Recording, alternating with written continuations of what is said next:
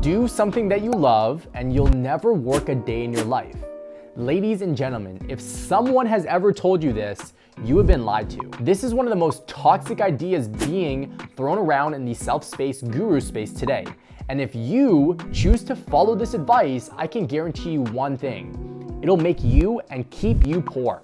And in this video, I'm gonna share with you 3 reasons why following your passion will do nothing but have you struggling for the rest of your life. But before we get into this, I do want to clarify that yes, there are many people out there who have amassed their fortunes from their passion. Justin Bieber followed his passion, J.K. Rowling also followed his passion, and Michael Jordan damn sure followed his passion. If you are truly an artist or creative person and you have a passion, then by all means, continue to work on your craft and for yourself. But if you take a real close look at all of these people who have made a fortune from their passion, they still had to massively dumb down their craft so that it was practical enough to bring real value into the world. There's a reason why Justin Bieber is able to produce hit song after hit song. Yes, it helps that he's famous, but before he got there, he still had to come out with absolute bangers. There's without a doubt a method to their madness, and the thing that bridged the gap between their passion and true tangible success was practical, real-world skills. And that's the perfect segue into my first point. The majority of people who focus on following their passion are entirely negligent of the fact that they still have to have skills other than their passion to deliver their craft to the world. Skills that actually make their art or craft palatable to the average person. Ask any truly successful artist today who has made it. And if they have had to do anything else outside of their special craft to achieve the success that they have had, every single one of them will tell you absolutely yes. You see, in any passion project out there has to be a real market. There is always the business side of it that is quietly working in the background. Are you into music? Well, there's a music business. Got a favorite YouTuber? There is a business side to that as well. How about sports? A ton of business goes into that as well. In fact, there's an entire movie called Moneyball dedicated to explaining just the business of sport. So here's my advice to you. Don't drop your passion. Having a passion for something is one of the most beautiful things in your life. But while you're perfecting your craft, make sure that you give just as much attention to building and developing the real-world skills that will help you make that passion into a reality. Skills like marketing, the art of science of being able to capture people's attention long enough for them to give a damn about what you're doing. Skills like sales, the ability to persuade or influence someone to even want to invest in your art, your product. And by the way, if you believe sales is some kind of sleazy tactic meant for people with no ethics, get that idea out of your mind right now. This is simply not true. Sales is simply helping someone come to a solution for their problem, pain, or need. At any given point, you are selling. Even if you were trying to convince me that you hate sales, you're still selling me on the fact that you hate sales. Is this starting to make sense? Having practical skill sets in this world is paramount to moving in the opposite direction of poverty. As a matter of fact, did you know that the majority of musicians and athletes go broke after they've accumulated their riches? 80%.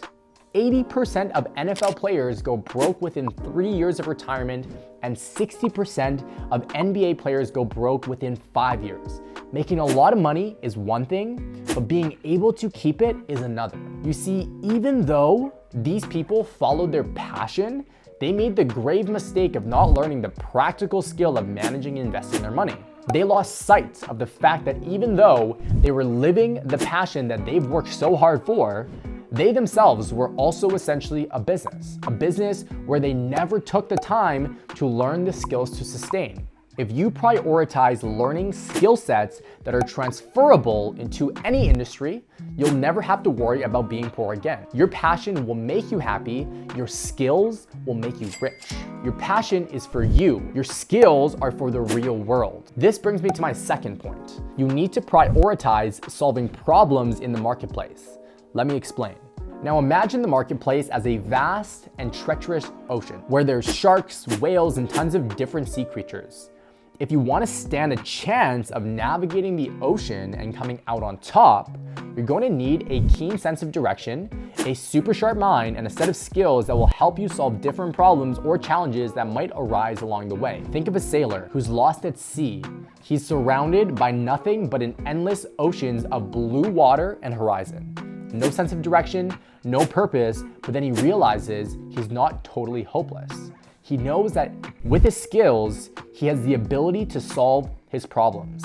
He knows that in order to survive and find his way back to shore, he must navigate using the stars, find fresh water and food, and repair any damage to his ship that might occur on that journey. In the same thing, when it comes to navigating the marketplace, those who seek to become rich must also possess the ability to solve problems. They have to be able to identify challenges that arise in their marketplace and develop solutions that enable them to overcome these challenges and come out victorious. Being able to solve problems in the world is directly related to the skills you have as a person and the degree to which you have them. When you think about some of the world's most successful people like Elon Musk or Jeff Bezos, the reason why they're currently in the position that they are in is because they just got incredibly good at solving problems. In this world, the bigger the problems that you can solve, the more that you can get paid.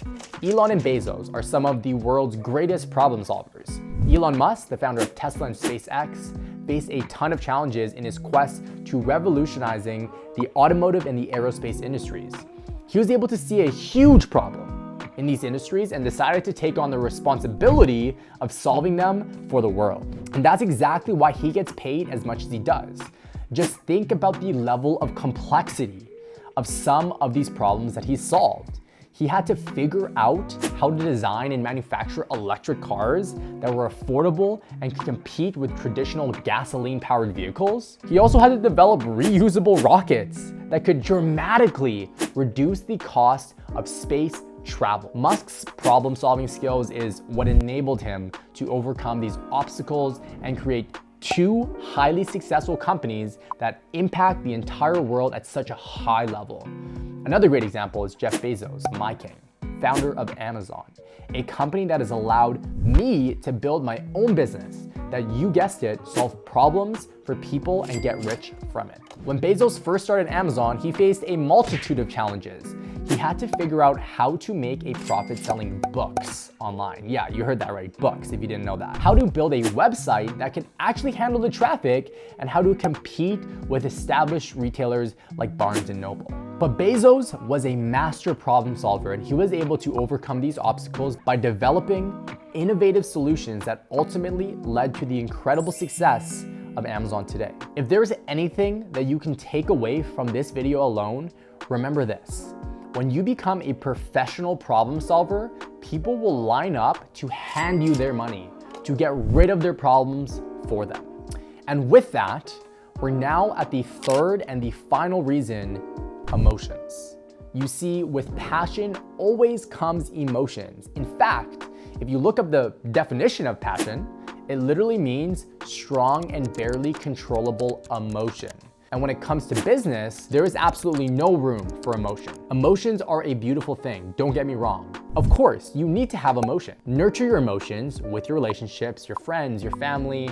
But when it comes to business, emotions render you weak and vulnerable. If you allow your emotions to dictate your decisions in your business, you are at a major disadvantage. Competition will be able to smell your instability, and make no mistake, they will try to drink your tears for breakfast. The beauty of being in business is that it forces you to be practical, to approach your decisions with logic, and to view every problem objectively. There is no room for emotions in business. There is a time and a place for everything. Leave emotions for when it's time to be creative for your passions. Passion is an art, and art is an abstract. Abstract things tend to lead to lofty ideas, and oftentimes a bit of a delusion. When you cherish your art so much, it's difficult to accept feedback. It seems like the world just doesn't understand, and because of that, it stifles your ability to adapt and respond what their marketplace actually needs.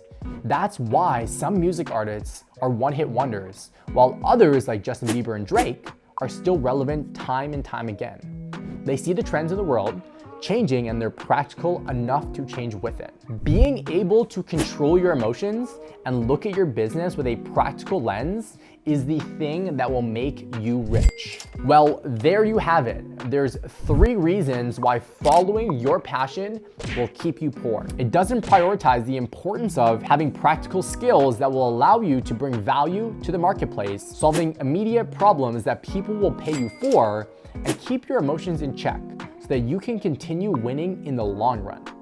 A life of passion is a beautiful thing, but there is a time and a place for everything.